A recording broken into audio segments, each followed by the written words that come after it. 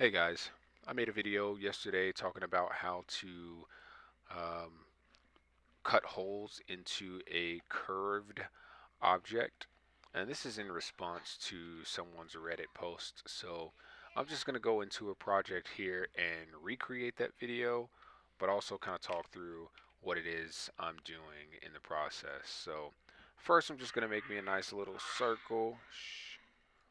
Excuse my son in the background. I'm going to change the segments in here to 48 just to make it look a little more pretty. And we're going to move this up. And I'm going to draw a line in the center of that circle. And then another line on the green axis to point out of that circle.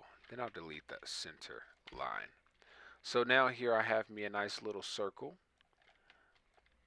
What I'll do here is I will draw a line down and let's say just back on this green axis, and then I will connect that triangle and remove these two lines. Okay, so this is not necessary, but I'm just doing this to somewhat recreate the Redditor's post. Please stop, Zeppelin. Put that back. Thank you. I have a 4-year-old who loves to misbehave when I'm in the middle of something. All right, so here, what I wanted to do is create my own little curved um, profile. So we'll get a 2-point arc, and I'll draw from this endpoint to this endpoint and just curve this outward a little bit. And then we'll delete these lines we created. Actually, I'll keep this one. Stop, Zeppelin, please and thank you. Actually, I have a better idea. Let's copy this line here and here.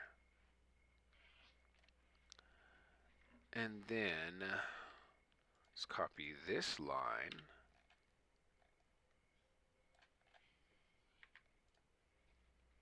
here so it can fill in that little profile that we created. Now I can get rid of these. All right, so here's what I'm doing now. I'm going to grab this circle and copy it out here. And then we'll use that as my profile um, reference. So I'm going to triple click, right click, and weld those edges. And then I will use the follow me tool to bring this profile I created into a full loop. All right, this isn't going to be to scale as the tire that was on the original Redditor's post, but this will give you an idea of essentially what it is I'm drawing these circles into how I'm drawing these circles to cut the shape. All right, so I'm going to double click this circle in the center and group it.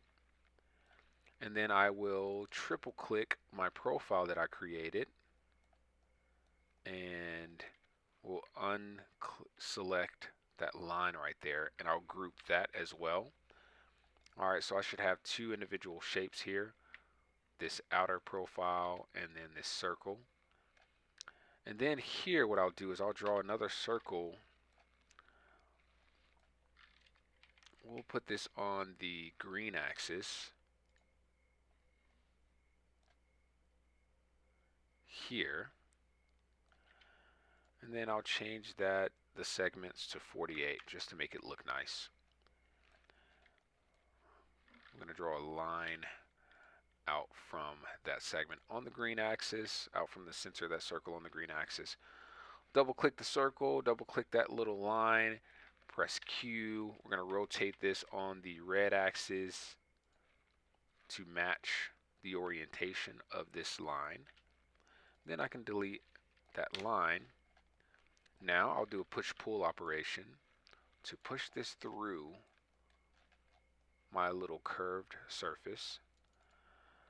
All right, and then I'll triple click to select all the connected faces for that cylinder, and then do a Q rotation on the green axis. Remember, you can push up, down, left, right to lock to different orientations, to different axes, I mean, before you click to rotate. So I'm going to lock this on the green axis. And then we will rotate this. I'll press Control. If you're on Mac, it could be Option. And then I'll rotate this. Let's do 45 degrees. And then X, what is it, 8? X7. X6. Okay, so it would be X7. So I'll press X on the keyboard and then 7, enter. If you do X1, enter, X2, enter, it just repeats. X3, enter your operation. So in this case, X5, X7. All right. Now I will select everything, Control A. We're going to deselect this little center line. We're going to deselect the circle in the middle. We're going to deselect our curved object, and I'll deselect this woman, our reference. I'll right click and make this a group, and then I will shift select that curved surface, and then go to Tools, Solid Tools, Subtract. And then that will cut my holes inside of that curved shape. All right, escape, and we're all set. This is why it's important to use solid tools, or to consider solid tools whenever you're creating objects of this nature. And it can be very helpful when you make everything a solid. For example, if I draw a rectangle on the ground and I push this out, but I delete a face, we're going to make that a group. You'll notice that one of the faces is missing, so therefore it's not a solid. If I draw another rectangle, or let's say let's just do another rectangle, push that out. I'm going to group that and move it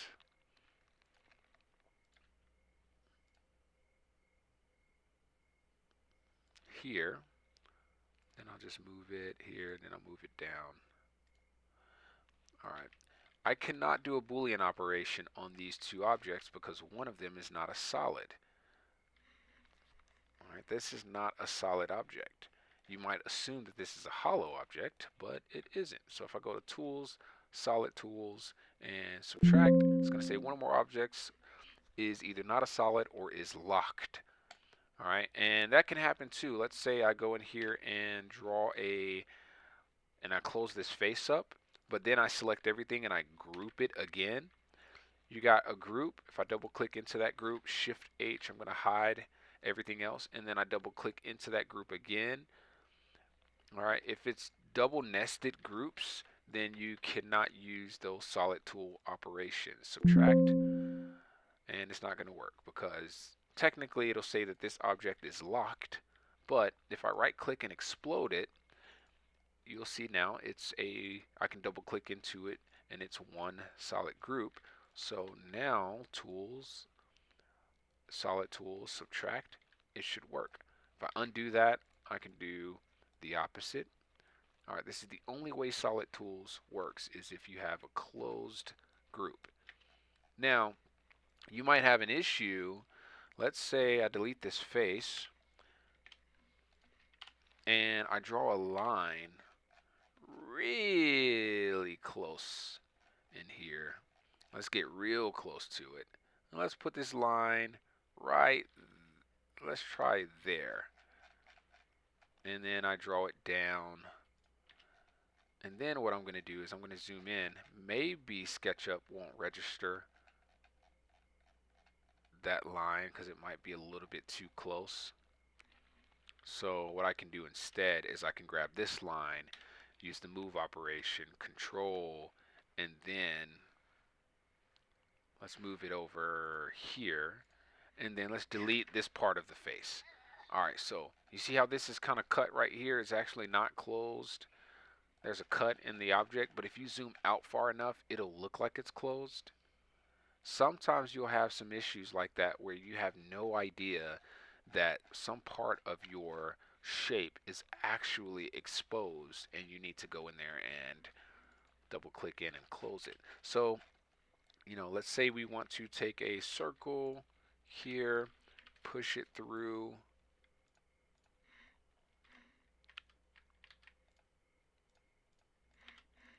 double click, triple click it and make it a group. And then we want to do a tools, solid tools, subtract. One of more of the options is, or one of more of the objects is not a solid or is locked. So if I go in there and I close that cut,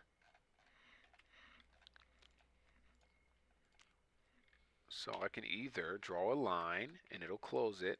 I can keep that line there, which I shouldn't, but I'm going to go ahead and keep it there. And then I'm going to do that Boolean operation. Tools, solid tools, subtract. All right, it works, and as you can see, it automatically fixed that line in my other solid. It deleted that line. All right, I have a shortcut in here. Let's say I draw a random line in my mesh. It's unnecessary because it's on a flat plane. I can click on this solid object and do a Control Shift C to clean up those lines. If you go to Tools, and actually I think it's Extensions, Clean Up. I use the Clean Up extension, and I added Clean with Last Settings as a shortcut using Control Shift C. So when I click on Clean, I choose all of these options to clean the selected object, purge unused, erase hidden geometry, erase duplicate faces, geometry layer to layer 0, blah blah blah. And then if I run that operation, let's say I go in here and I draw a bunch of miscellaneous lines on my faces.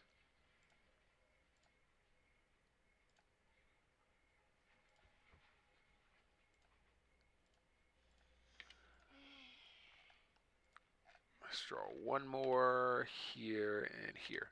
All right, all these different faces technically are on the same plane. So if I run the clean operation, Control Shift C, it's going to clean those unnecessary lines off. So be careful when you have lines that you actually need to use for reference. Get down. And you want to keep those lines. What you can do instead is grab those lines, group them, Control G, then Control X to cut them. Then I'm going to run a clean operation on this, and then I'll do a Control Shift Paste. Now I have those lines in their own individual group that I can now use as a reference outside of my solid object. And if I clean that solid object, it won't delete those reference lines. All right, I hope that makes sense. If I delete this solid object, all right, so you have these reference lines. Let me cut those and paste them back in here, and then draw another circle here and push it through and group it. And then let's do a tools, solid tools, subtract. Now, when I do that solid tool Boolean operation, it deletes all of those reference lines that I had inside of that group. I can do a Control Shift Paste and group those again. So now I still have those reference points. All right. So I did a video earlier about the difference between a solid object and a hollow object. And for me, the inside of my faces are red because I went into my styles and I edited the back color of the face settings. And I changed it to red from that darker gray color so that I can see when I see the inside of a solid object. The inside of solid objects don't technically exist in real life. So if you take I used a tree as an example, but let's say a key, like a house key. If you cut that house key in half, you won't be able to see the inside of that key. It'll just be solid where you made your cut. Um, and that's what people assume is a hollow object. But there are some things that you could like let's say you have a cardboard box,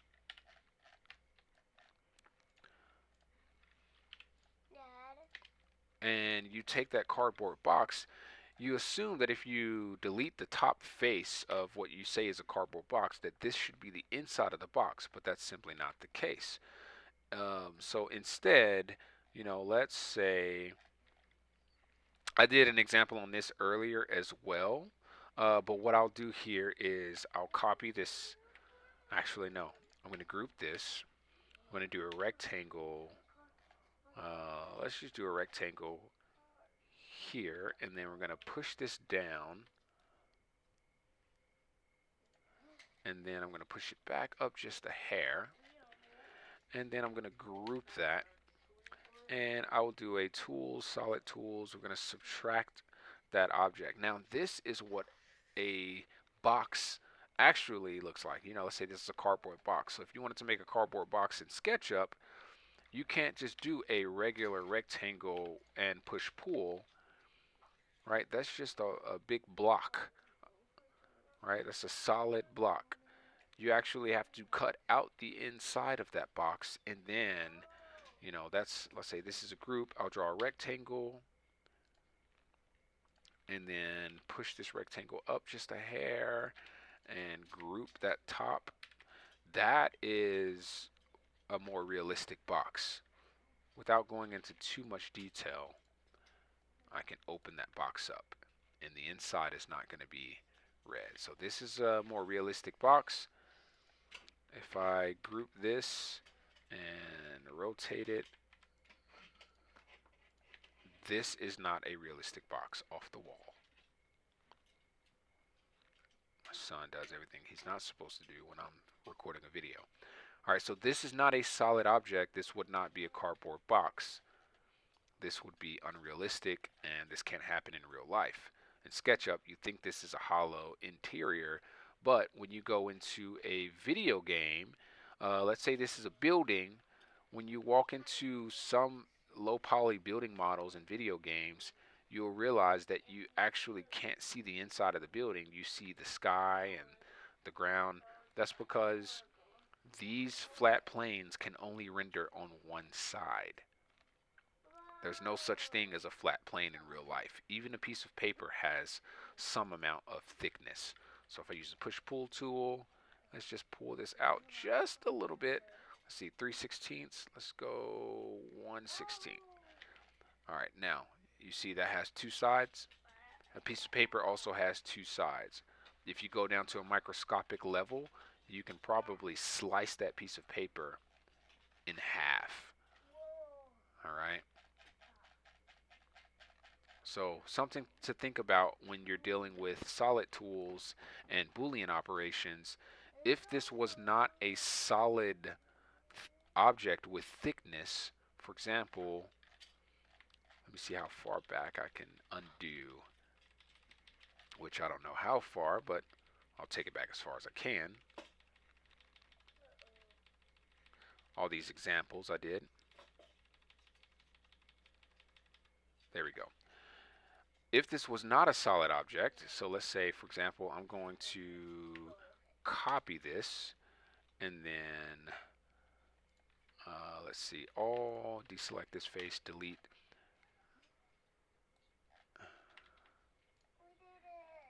Let's see, all, deselect, delete. All right, that didn't do exactly what I wanted it to do. So instead, I'll just delete this face, delete this face, delete these edges, and delete this face, delete those edges. Now for this, I will try to do the same thing. We'll go Q and Control or Option if you're on Mac, and we'll rotate this. What is it going to be? 45 degrees, 30. Let's go 45. And then X7, Enter. All right, so if I select everything and deselect all but those cylinders and group those, and I try to do a Boolean operation, solid tools, subtract, it'll say one or more of the objects is either not a solid or is locked. All right, this red background implies that this is not a solid object, it's a flat plane. So what I would have to do is ungroup these cylinders, and then, let's actually,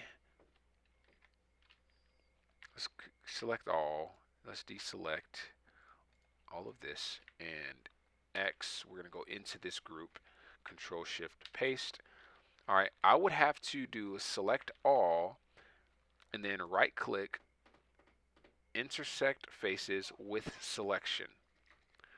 Now you can see, if I undo that, you see that there's no line here. This actually isn't intersected at all. But if I redo it, you can see there's now a line here. What I can do now is Control A, right click, weld edges, and then if I click any of these edges, you'll see that they're all connected now. But what I would then have to do is select manually all of these faces and delete them. And that's just a bit of a task. Nobody wants to do all of that and risk accidentally selecting, part of our model, right? So you can drag from from left to right to only select what's inside of your bounding box right here, given that these edges should all be welded. And if you click on an edge and you see that it doesn't select the entire edge, all you have to do is do a triple click all these connected pieces, and then right click and weld edges, and then it should fix, well, you would think it does. Let's do that again. Weld edges, and let's see if it works.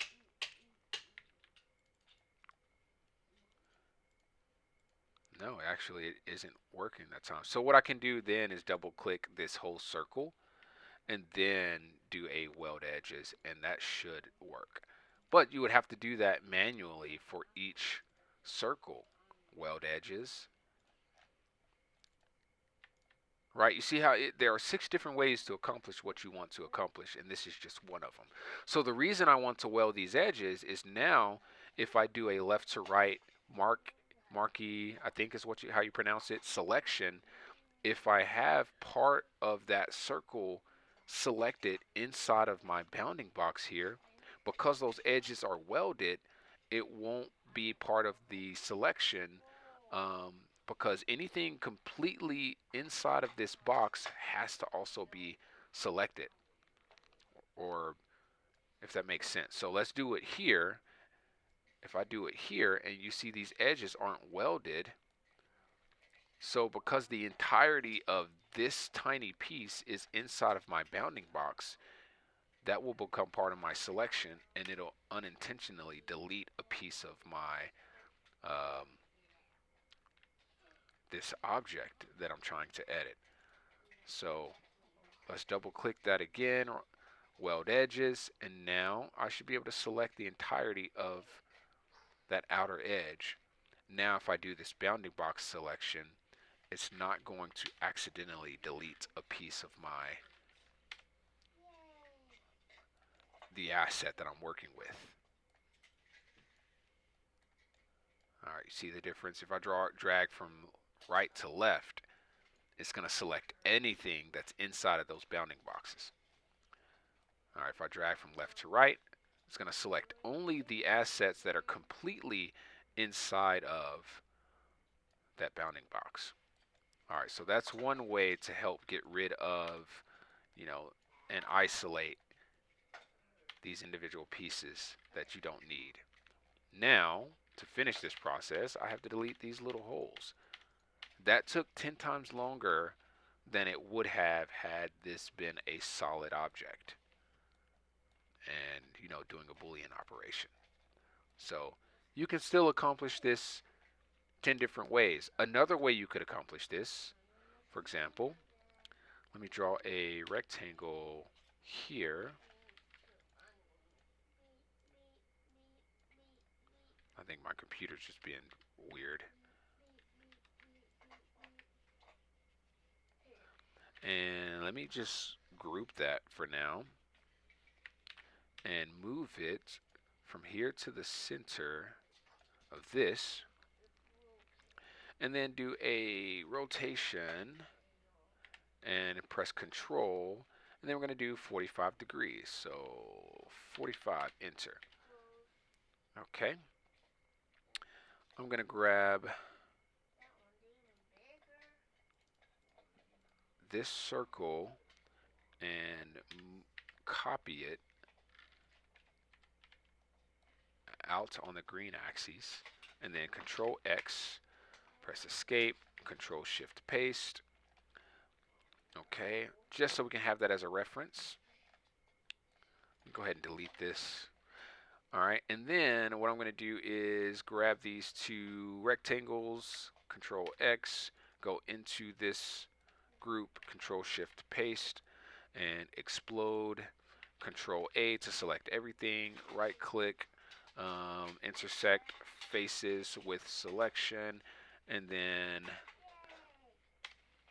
we can delete.